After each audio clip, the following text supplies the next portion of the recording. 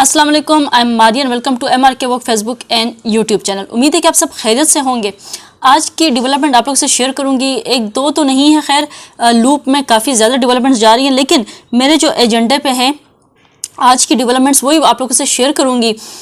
सबसे पहले बात करेंगे गुज़िश्ता रोज़ की, हफ्ते के रोज़ की। रात 1:30 बजे एक जो जर्मन सयाह है वो पाकिस्तान साइकिल पे आया और लाहौर एयरपोर्ट के पास जो मज़ाफ़ात हैं, गलियां हैं कुछ, उसमें उसने कैंप लगाया और कैंप लगा के वो आराम से सो गया। वो समझा कि बड़ा पुरअमन मुल्क होगा, ट्रैवल करके आया होगा, अच्छा एक्सपीरियंस रहा होगा, और उसने जो है वो कैंप लगा के वो सोया। तो उसके बाद जैसा कि चोर और डाकू जो है पाकिस्तान में, चाहे सियासत में हो या आम आवाम में, उसकी कमी तो नहीं है। तो वो आए और उन्होंने उसको गले से पकड़ा, बकौल उस जर्मन जो है सयाह के बर्ग फ्लोराइन जो है उसके अकॉर्डिंग, कि उसको गले से पकड़ा। उसके निशान भी है, वीडियो में आप देख सकते हैं उसके गले पे, और उससे नगद जो रकम है वो ले गए, कैमरा, उसका जो इम्पोर्टेंट एक्सेसरीज थी बाकी वो सब कुछ उससे ले गए, मोबाइल फ़ोन वगैरह छीन के ले गए, और बड़ी बुरी तरह से वो रो रहा है। ऑब्वियसली उसका इतना नुकसान है। जो व्लॉगिंग करते हैं और जिनके पास ये गैजेट्स हैं वो अच्छी तरह से समझ सकते हैं कि कितना इंपॉर्टेंट होता है आपका जो डेटा होता है, आपने जो ट्रैवल किया होता है या आपने जो रिकॉर्ड किया होता है, वो सब कुछ कंटेंट जो है आपके कैमरे में होता है। आपकी जो अर्निंग है वो इसी से होती है, रोज़गार आपका ये है। और फिर आपकी कीमती बाकी दीगर चीज़ें भी है, जो आपके पास इंपॉर्टेंट कैश था वो भी अगर आपसे कोई ले जाए तो आपकी क्या फीलिंग होगी। उसी तरह की फीलिंग जो है उस जर्मन सयाह की है, और बड़ा अफसोस हो रहा है। आप अगर अपने मुल्क में हो, आपको लूट लिया जाए तो तकलीफ़ तो होती है, लेकिन आप गैर मुल्क में हो और आप ऐसा टूरिस्ट गए हो तो आपके साथ इस तरह का वाक़या हो जाए तो बहुत ज़्यादा एक तकलीफ़ दे ये अमल होता है। खैर, इस टाइम जो है ये 27 साल जो है टूरिस्ट है, जिसका नाम मैंने जैसे कि बता दिया कि फ्लोराइन बर्ग है, और जो FIR है वो कट गई है। उसमें जो सारी डिटेल मेंशन कर दी है कि किस तरह उससे जो रकम है वो छीन के ले गए हैं। अब यहाँ पे जो है वो सवाल ये उठ रहा है कि चाहे वो पाकिस्तान के जिस शहर में भी होता, ये नहीं कि लाहौर में है तो इस पर तनकीद बनती है कि लाहौर गवर्नमेंट कहाँ सो रही थी। हमारा जो निज़ाम है वो टोटली ही ख़राब है। खाली एक सयाह के साथ इस तरह हुआ है, और एक सयाह जो आया है उसको सिक्योरिटी क्यों फराहम नहीं की गई। सबसे बड़ा सवालिया निशान यहाँ पे ये उठता है कि उसको सिक्योरिटी क्यों नहीं दी गई, क्योंकि ये हुकूमत का काम होता है कि जो सयाह आते हैं वहाँ के टूरिज़्म डिपार्टमेंट का, कि वो सयाह को जो है वो एक सिक्योरिटी, एक प्रोटोकॉल देते हैं कि उसके साथ कोई ऐसा वैसा वाक़या ना हो जाए। लेकिन जो ये नौजवान है इसके साथ इस तरह का वाक़या पेश आया, और लाहौर जो है वहाँ पे पेश आया। अब मैं ये नहीं कहूँगी कि लाहौर में आया तो बाकी शहरों में जो है वो इस तरह के वाक़या इसके साथ पेश नहीं आ सकते। आप कहीं पे भी चले जाएं आपके साथ इससे भी बुरे बुरे वाक़यात पेश आएंगे, और ये वाक़या जो है इसकी रोकथाम खाली एक शहर में नहीं होनी चाहिए, पूरे कंट्री में होनी चाहिए। हर शहर में, हर जगह पे, हर पाकिस्तान के कोने कोने में इस तरह का रूल बनाना चाहिए कि कोई भी इस तरह का आम भी हो, लॉ एंड ऑर्डर की सिचुएशन इतनी अच्छी होनी चाहिए कि किसी को, कोई शहरी को नुकसान ना हो, चाहे वो आपका फॉरेनर्स हों, जो आपके लोकल्स हों, किसी को भी जो है वो इस तरह का जो वाक़या उसका सामना नहीं करना चाहिए। अब जो हुकूमत है उसकी रिस्पॉन्सिबिलिटी बनती है, हुकूमत पंजाब की रिस्पॉन्सिबिलिटी बनती है कि वो सबसे पहले तो जो ये चोर हैं उनको पकड़ें, जिन्होंने इससे चोरी की है उसको पकड़ा जाए, और सेकंड ये कि इसका जो अजाला है वो ऑब्वियसली उनके ज़िम्मे पड़ता है।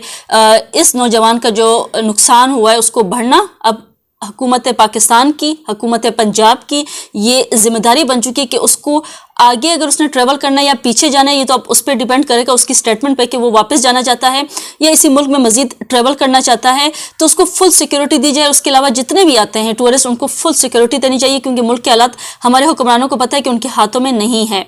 तो उसको फुल सिक्योरिटी दी जाए, उसके जो नुकसान हुआ है उसको उससे डबल बढ़ के दिया जाए उसका नुकसान, ताकि जो हमारा इमेज है पूरी दुनिया में थोड़ा बेहतर हो सके, क्योंकि ऑलरेडी ख़राब हो रहा है और ख़राब हुआ है। लेकिन अगर अजाला कर लेंगे तो कुछ जो है وہ اس واقعے میں بہتری آ سکے گی اگر ازالہ کر لیں گے اور اچھے طریقے سے اس کو مزید پروٹوکول دے دیں گے. ویسے ناک جو ہے وہ کٹ چکی ہے, وہ میں مانتی ہوں کہ ناک کٹ چکی ہے. جس طرح سے پوری دنیا میں اب جگہ ہسائی ہوگی کہ ٹورزم, ویسے بھی ٹورسٹ جاتے ہیں تو کہیں نہ کہیں جو شہر ہیں ان کو پتہ نہیں ہوتا تو ان سے اسکیم وغیرہ ہوتے رہتے ہیں, لیکن اس طرح سے چوری کرنا یہ نہایت ہی شرمندگی کا ہمارے لیے باعث بنا ہے یہ واقعہ. اور اب اس کا ازالہ اگر نہ ہوا تو مزید ہمیں شرمندگی کا جو ہے وہ باعث بنیں گے. اور جو ہمارا ملک ہے وہاں آلریڈی ٹورزم نہیں ہے تو اور جو لوگ ہیں جو آنا چاہ رہے ہیں وہ نہیں آئیں گے.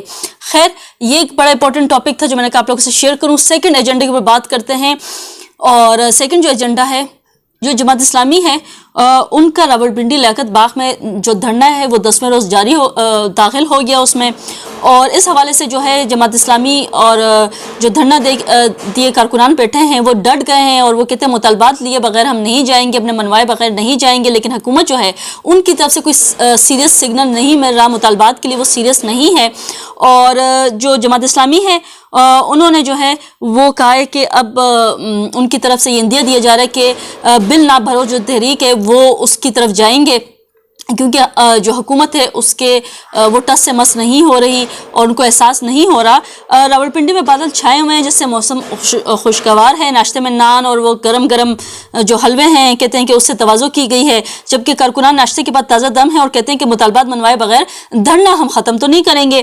حکومتی مذاکراتی جو کمیٹی ہے اور جماعت اسلامی کے درمیان بات چیت کے ذریعے معاملے کا حل نکالنے کے لیے جو ہونے والے ادوار تھے ابھی تک اس کا کوئی بھی نتیجہ نہیں نکلا. دھرنا قیادت کے مطابق حکومت مطالبات کو لے کر سنجیدہ نہیں ہے اور ہمارے پاس کہتے ہیں کہ ادر جو آپشنز ہیں وہ بھی موجود ہیں. جماعت اسلامی کہہ رہی ہے. امیر جماعت اسلامی حافظ نعیم الرحمان نے بل نہ بھرو تحریک شروع کرنے کا بھی اندیا دیتے ہوئے کہا کہ دھرنوں کا سلسلہ ملک گیر کرنے کا فیصلہ کیا ہے. اور ویسے بھی جو گورنر ہاؤس کے باہر بھی جو جماعت اسلامی ہے اس نے دھرنے کو ایکسپینڈ کرتے ہوئے وہاں پہ بھی دھرنا دے دیا ہے. جو ریڈ زون ہے وہاں پہ دفعہ 144 جو ہے وہ نافذ ہے, لیکن جو جماعت اسلامی کے کارکنان ہیں وہ بھی جو ہیں وہ وہاں پہ داخل ہو رہے ہیں اور گورنر ہاؤس بھی پہنچ رہے ہیں. اور جو دھرنا ہے وہ مزید آگے بڑھتا جا رہا ہے اور حکومت سے وہ یہی اپیل کر رہے ہیں کہ جو مہنگائی ہے اور بجلی کے مہنگے جو بل ہیں اس کو روکا جائے.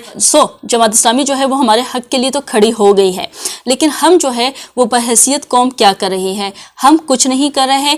ہم جماعت اسلامی کو ہی اس کے گریبان سے پکڑ رہے ہیں, ان کے خلاف کھڑے ہو گئے ہیں, جبکہ وہ جو ہے وہ ہمارے حق کے لیے نکلے ہیں.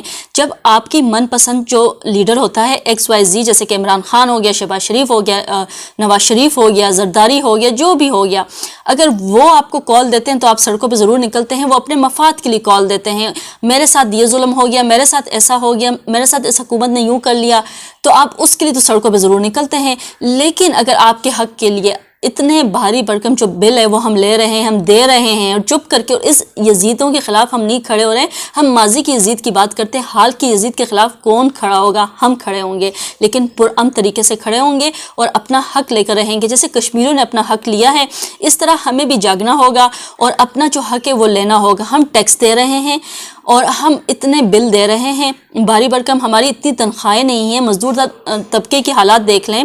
تو آپ دیکھیں اس سچویشن میں جماعت اسلامی 10ویں روز بھی جو ہے وہ ہمارے لیے ہی سڑکوں پر ہے اور بیٹھی بھی ہے. اور یہ نہ ہم سے ہو سکا کہ ہم اس کا ساتھ دیں اور اپنا حکومت سے اپنے مطالبات منوائیں, بلکہ ہم اسی بندے کو جو ہمارے لیے کھڑا ہے, ہمارے لیے عام عوام کے لیے آواز اٹھانے کے لیے کھڑا ہے, مذہبی جماعت ہے اور وہ اپنا پورا حق ادا کر رہی ہے بھرپور طریقے سے, جو ان کا رائٹ ہے وہ کر رہی ہے, کیونکہ ایک مذہبی جماعت حال کے یزیدیوں کے خلاف کھڑی ہے اور وہ ڈٹ گئی ہے. 10ویں روز بھی وہ ڈٹ گئی ہے. لیکن ہم جو عوام ہیں وہ مستی, فن اور شغل کے لیے تو کھڑے ہو جاتے ہیں, لیکن جب اپنا حق کی باری آتی ہے تو ہم چپ کر کے بیٹھ جاتے ہیں, بلکہ جو ہمارے حق کے لیے بھی آواز اٹھاتا ہے تو ہم اس کو بھی گریبان سے پکڑنے کی کوشش کرتے ہیں. جماعت اسلامی کے ساتھ اس ٹائم ایسا ہی ہو رہا ہے, وہ ہمارے لیے کھڑی ہے اور ہم اس کا گریبان پکڑنے کے لیے کھڑے ہو گئے, نہ کہ اس کا ساتھ دیں. تو آپ سب سے میری ریکویسٹ ہے کہ اپنے حق کے لیے ضرور کھڑے ہوں, جماعت اسلامی کا ساتھ دیں اور پرامن احتجاج کریں, تاکہ حکومت کے اوپر جو ہے ان کے کانوں تک یہ آواز جائے اور جو مہنگے بجلی کے بل ہیں وہ کم کریں, ہمارے رائٹ پورے کریں, ٹیکسوں کا جو بوجھ ہے وہ ہم پہ کم کریں. آج کی ویڈیو سے اتنا ہی, آپ لوگ سے پھر ملاقات ہوگی. انٹل دین اللہ حافظ.